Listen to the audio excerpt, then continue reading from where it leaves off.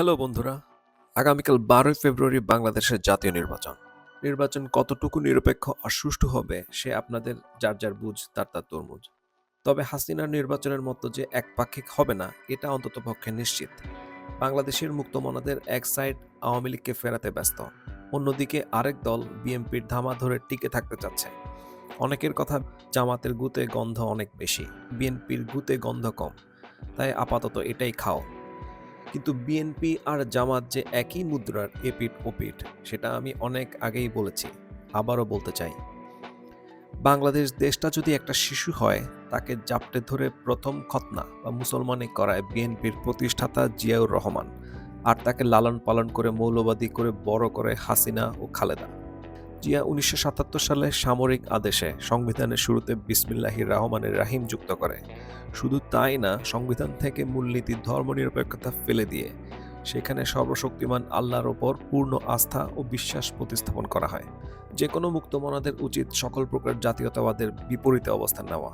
আর জাতীয়তাবাদী দলের প্রতিষ্ঠাতা জিয়াউর রহমান বাংলাদেশি জাতীয়তাবাদের নামে মুসলিম জাতীয়তাবাদের সূচনা করে।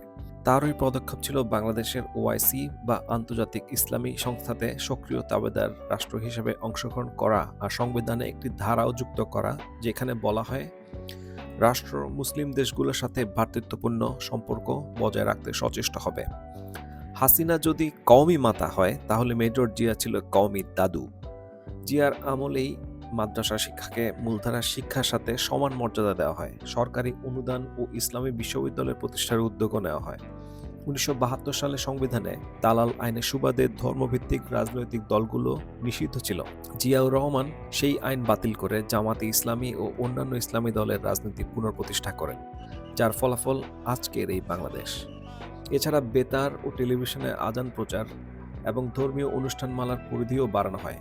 সরকারি সভা সমাবেশে কুরআন তেলাওয়াতের সংস্কৃতি প্রাতিষ্ঠানিক রূপ পায়। এই গেল বাংলাদেশের ইসলামীকরণের জিয়া আর বিএনপির ইতিহাস। আপনি যদি ভাবেন ভাই সেই বিএনপি আর এই বিএনপি তো এক না, তাহলে আসেন তারেক রহমানের 9 তারিখের বক্তব্যের কিছুটা অংশ শুনি। প্রিয় দেশবাসী, বাংলাদেশের 90% বেশি মানুষ মুসলমান।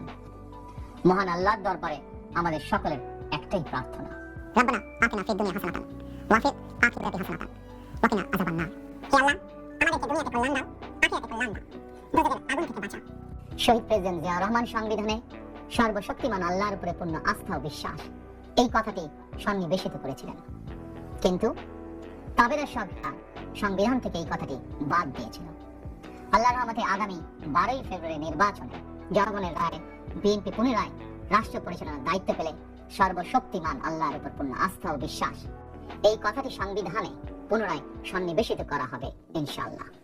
তারেকের আগের আমলেই বিএনপি আর জামাত 2001 সালে মিলেমিশে একাকার হয়ে যায়। মাসের পর মাস চলে হিন্দু ও অন্যান্য সংখ্যালঘুদের উপর ধর্ষণ, হত্যা, লুটপাট ও দেশান্তরে বাধ্য করার পোগ্রম। এই নিয়ে অনুশোচনা ও ক্ষমা তো দূরেই থাক, উল্টা আল জাজিরার সাক্ষাৎকারে বিএনপির মহাসচিব ফখরুল রীতিমতো তা অস্বীকারই করল। Jamaat-e-Islami were last in power. This is during the 2001-2006 period. Human rights groups like Human Rights Watch said it was a dangerous moment in Bangladesh when the government becomes complicit in religious violence. I don't think so. I never say it or read it in anywhere. You deny the fact that there was communal violence during the time when you were in power, which the government was complicit in? There was a commission set by the Awali government at that time when it came. But that commission did not say its report, and it has not come out in the public. That proves that all these allegations which have been brought against BNP, about communal violences, are all baseless. So you reject the Human Rights Watch report. I can bring you to the present. The United Nations has done a survey now, and they said that because there's a spike against minorities, a spike of violence against minorities today, and it says BNP and Jamaat-e-Islami supporters are involved in revenge violence on religious and indigenous groups. No, I don't think this is all bias based this. পার্বত্য চট্টগ্রামকে সামরিকীকরণ ও পাহাড়ি আদিবাসীদের গুম, খুন, নির্যাতন ও বাস্তুচ্যুত করা ছিল জিয়া ও বিএনপির পলিসির আদ্যপান্ত। আর বিএনপির তারেক নাস্তিকদের নিয়ে দুইটা মিষ্টি কথা বলতেই আমাদের চিরে ভিজে একদম লুতুপুতু হয়ে যাচ্ছে। একই কথা তো জামাতের আমির শফিকও বলল গত সপ্তাহে। আমরা আসলে 4টা ধর্মের মানুষ বসবাস করি, এমনকি ধর্মে বিশ্বাস করেন না এমনও কিছু মানুষ থাকতে পারে। তাদের ব্যাপারে ফয়সালার দায়িত্ব আমাদের না। এটা বিলিফের ব্যাপারটা স্রষ্টার সাথে, যিনি ক্রিয়েটর তার সাথে। এই জন্য আল্লাহ নিজেই বলছেন যে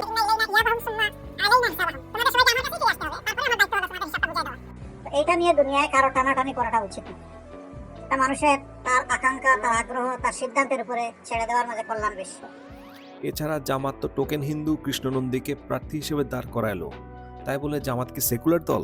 এদিকে বিএনপি কিন্তু আবার ইসলামী জোটেও আছে, অর্থাৎ এই বিএনপি নতুন কোনো বিএনপি না, নতুন মোড়কে পুরনো সেই বিএনপি।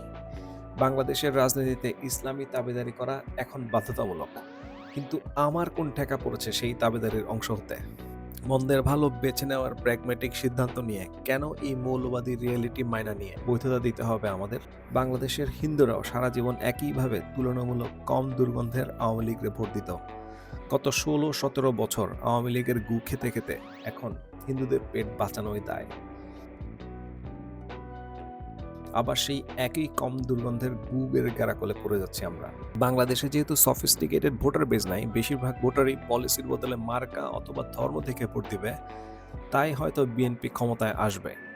ব্যক্তিগতভাবে আমি ভোট দিব না, এমন না যে ভোট না দিলেই সব রাতারাতি শুধরে যাবে। ভোট না দেওয়া বাংলাদেশের দলমত নির্বিশেষে ইসলামী রাজনীতির বিপরীতে আমার অতি ক্ষুদ্র নীরব একটা প্রতিবাদ। এভাবে বিন্দু বিন্দু কণা যদি একইভাবে ভাবতো, প্রতিবাদে সোচ্চার হতো, তাহলে আমাদের পক্ষে সাইলেন্ট মেজরিটি থেকে বঙ্গোপসাগরের উত্তাল ঢেউতে পরিণত হওয়ার পথ আর বিবেক তৈরি হতো। অতীতে আমি কখনো আওয়ামী গু খাই নাই, তাই এ দফায় বিএনপির গু খাওয়া থেকেও নিজেকে বিরত রাখলাম।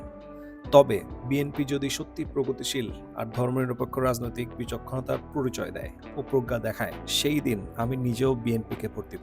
Though, if you look at the history, it was your founder, General Ziaur Rahman, former president of Bangladesh, who dropped the word secularism from Bangladesh's constitution in 1977. Yes, fine.